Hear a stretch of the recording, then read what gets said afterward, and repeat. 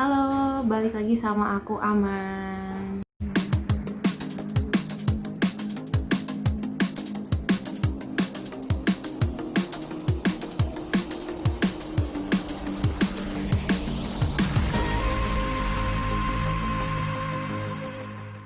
Halo, balik lagi sama aku Aman. Nah, gimana nih kabarnya teman-teman? Semoga selalu dalam keadaan sehat ya. Nah, kalau yang sebelumnya kan aku udah pernah bikin video tentang CV yang menarik. Gimana ya? Udah bermanfaat gak nih tips-tips yang aku kasih sebelumnya? Dan terima kasih banyak ya untuk teman-teman yang udah nonton videoku yang pertama mengenai CV yang menarik. Next steps dari itu adalah ketika teman-teman CV-nya nih udah dilirik sama recruiter. Nextnya kan kalau enggak psikotes atau enggak interview. Nah, hari ini kita akan bahas tentang tips-tips untuk menghadiri interview. Sebenarnya kalau dibilang ada patokan pastinya sih juga enggak sih. Jadi di sini aku mau ngasih ke kalian tips-tips yang general berdasarkan pengalaman aku menghadiri interview maupun aku ketika menginterview kandidatku. Nah, untuk yang pertama adalah dari gesturnya dulu deh. Dari gesturnya itu usahakan pandangan kita lurus ke depan, ke recruiter. Jangan kaku, usaha kita relax, benar-benar menikmati alurnya. Terus jangan nunjuk-nunjuk ketika ngejelasin tuh, jangan nunjuk-nunjuk kayak gini. Usahakan kita menggunakan intonasi yang jelas, tatapan ke depan, dan fokus terhadap apa yang ditanyakan. Kemudian kalau teman-teman nih dikasih waktu 5 menit misalkan untuk menjelaskan diri teman-teman, gunakan waktu itu benar-benar sebaik-baiknya.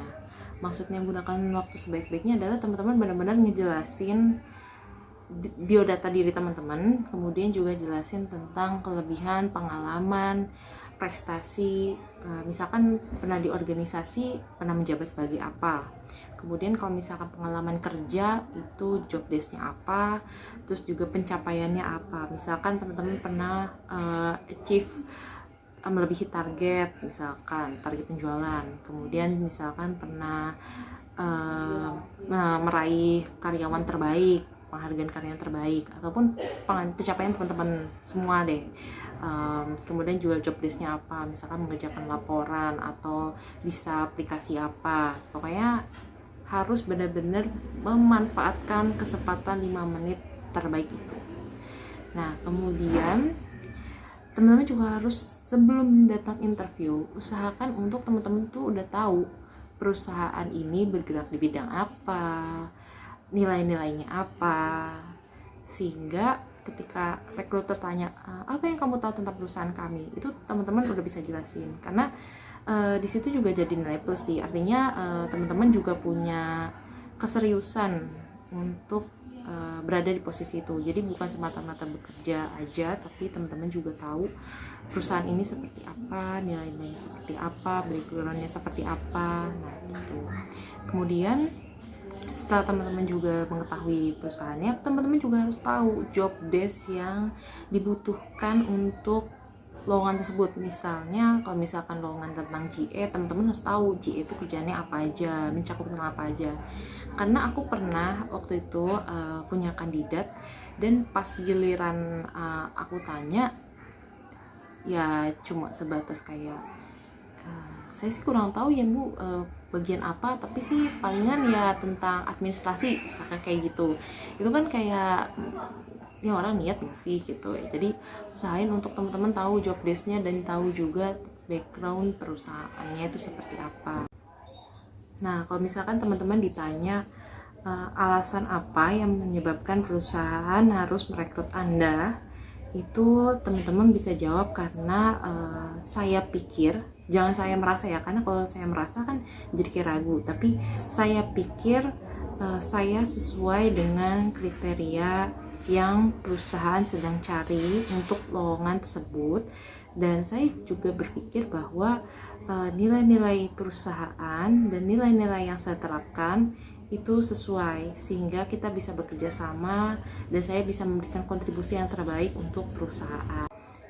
Nah, terus kalau teman-teman lagi ditanyain tentang alasan resign di tempat sebelumnya, mungkin kadang teman-teman maksudnya mau jujur kali ya, kayak ya Bu, soal perusahaan sebelumnya tuh kayak gini gitu. Tapi kalau saran dariku sih, mungkin teman-teman bisa menggunakan alasan yang lebih enak didengar kali ya jatuhnya. Misalnya kayak, iya Bu, soalnya saya mau punya pengalaman baru dan saya mau mengeksplor lebih jauh kemampuan saya di bidang ini, kayak gitu. Jadi memang lebih fokus kepada keinginan diri kita, bukan untuk seperti menjelaskan, iya Bu, soalnya perusahaan di lama tuh kayak gini, mereka tuh kayak gini gitu.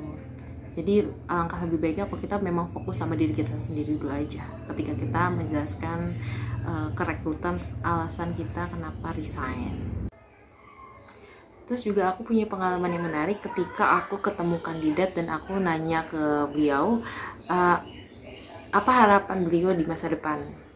Kebanyakan dari kandidatku pasti menjawab kayak, ibu, harapan saya di masa depan saya sukses, saya bisa bahagiain orang tua, ataupun saya bisa buka usaha, saya bisa S2 dan lain-lain. Kebanyakan dari kandidatku menyebut tentang apa yang ingin dia benar-benar secara personal capai gitu. Tapi ada satu orang kandidat yang aku cukup salut sama jawabannya, karena waktu itu beliau justru menyebutkan harapan bersama. Jadi beliau berharap bahwa ketika beliau bisa join bersama perusahaan tempat bekerja, beliau bisa berkontribusi dengan cara, nah di situ beliau menyampaikan step-stepnya, strategik yang akan dilakukan ketika beliau join di perusahaan tempat bekerja. Jadi di situ aku merasa, wah, jadi harapannya beliau justru lebih ke jangka panjang, bahwa beliau dan perusahaan bisa bersinergi untuk bisa mencapai tujuan perusahaan bersama gitu sih. Itu menurut aku salah satu pengalaman aku yang luar biasa juga. Jadi kita bukan cuma bicara tentang diri kita, tapi kita membicarakan langkah kita bersama untuk memajukan perusahaan, dan ketika perusahaan maju otomatis kita juga akan turut maju kan. Nah di situ sih aku pernah punya pengalaman yang menarik. Jadi alangkah lebih baiknya juga kita bisa menjelaskan long termnya kita ketika kita berada di sebuah perusahaan itu, kontribusi apa sih yang bisa kita berikan gitu, sehingga perusahaan itu juga tertarik untuk mengajak kita join ke perusahaan tersebut. Nah, aku rasa itu aja tips-tips yang bisa aku berikan. Semoga bermanfaat dan semoga bisa membantu teman-teman untuk mendapatkan pekerjaan idaman yang terbaik atau pekerjaan yang terbaik menurut teman-teman masing-masing. Oke, selalu jaga kesehatan. Pokoknya selalu happy dan semangat untuk terus berusaha. Bye.